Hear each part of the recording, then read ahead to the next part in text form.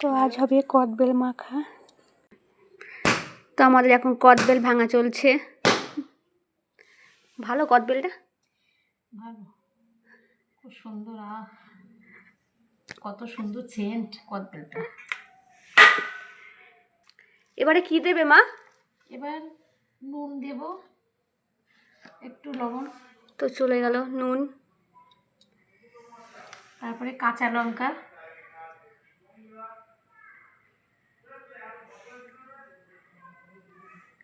কাটো বেশি দিলে পাতাই লাগে। এবারে কি লেবু পাতা দেবে? হ্যাঁ, এবার লেবুর পাতা, লেবু পাতাটা ছিঁড়ে খুব সুন্দর করে ছোট ছোট করে নিতে হবে, যাতে এর ভিতরে লেবুর পাতার গন্ধটা বেরোয়। যত লেবুর পাতা ছিঁড়ে দেবে ছোট ছোট করে, তত গন্ধটা খুব স্মেল বেরোবে। স্মেল মানে সুগন্ধ।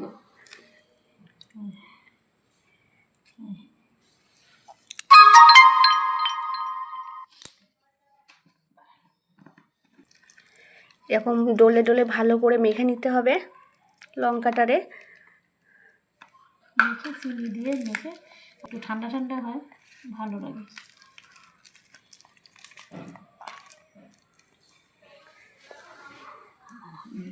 এবার চিনি দিয়ে দিলাম।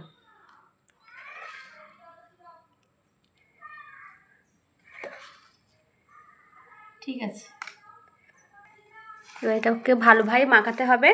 হ্যাঁ, এবার মাখিয়ে সুন্দর করে। দেখে তো মনে হচ্ছে খুব টেস্টিই হবে। তো কে কে খেতে চান চলে আসুন আমাদের এখানে কদবেল মাখা খেতে।